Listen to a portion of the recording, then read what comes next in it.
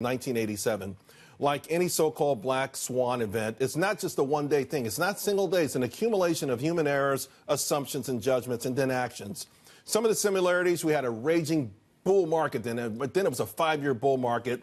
You had a government panic. Remember, Treasury Secretary James Baker came out to voice concerns over a plunging stock market. We had surging federal debt. We actually had a surging trade imbalance that Democrats, Dick Gephardt, was taking action on back then. Exaggerations about concerns of the slowing economy, exaggerations about inflation risk, and don't forget, computer trading run amok. Now, there are clear differences. On the morning of October 19, 1987, news that U.S. warships were pounding an Iranian oil platform rattled the markets right out the gate. Also, of course, back then, oil was rallying higher. And let me tell you something. The 30-year Treasury spiked over 10%. None of that's happening right now. The bottom line, it's a sell-off that did not reflect actual fundamentals of the economy back then.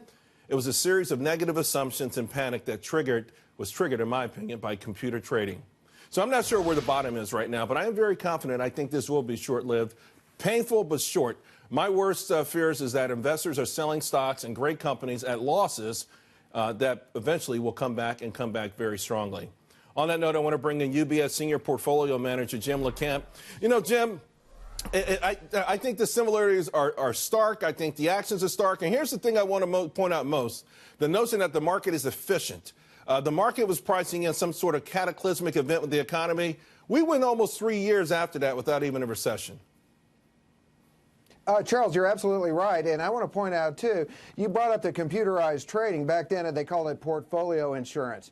And back then, you hit a certain level, and all of a sudden, these stop-loss orders would kick in from the computers. And it went down and down and down. I remember that day vividly. And when the market closed, we thought we were down somewhere around 300 points. We still had prices coming across the screen for another 2 hours back in 1987.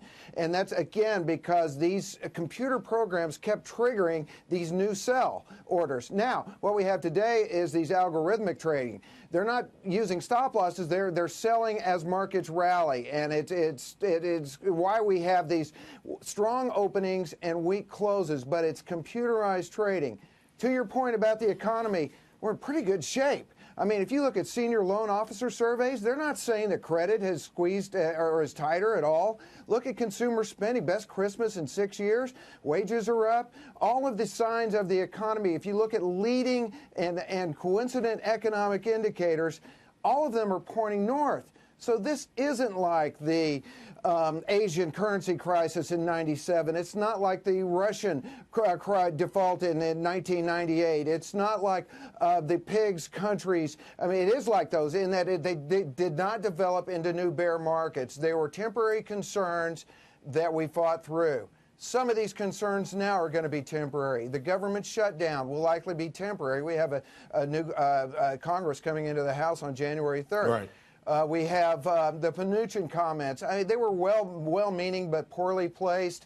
That will pass as well. And concerns about the Fed will ultimately ease. Look at the 10-year Treasury. It's down to 277. So the Fed is likely not going to hike into an inverted yield curve.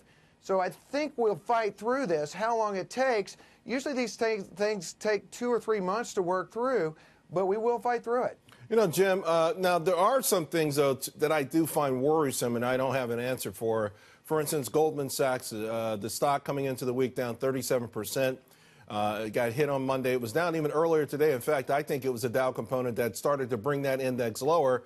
And the banks in general, there are things that I don't know. I'm trying to find out, could there be something in there? Could they be doing something? Could it be the CLOs or the new instrument of the moment that could be backfiring and we don't even know it yet?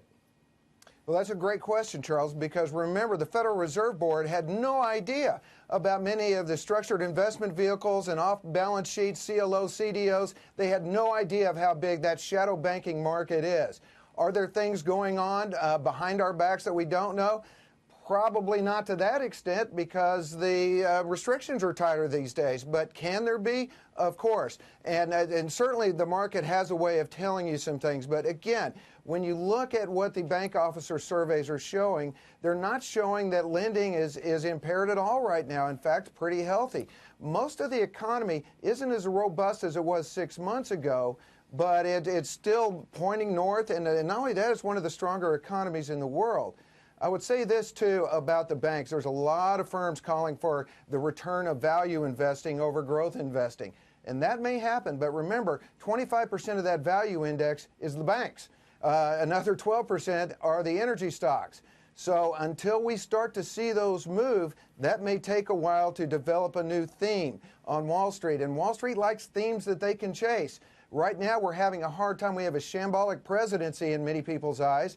We have a Fed that's too punitive in many people's eyes. So it's hard to develop themes right now, but values are starting to present themselves in terms of PE ratios, et cetera. I think corporate earnings are going to be fairly healthy as well. Yeah, I mean, I'm not sure if I should say this and what it really means, but one of the security guards who never spoke to me before called me over a moment before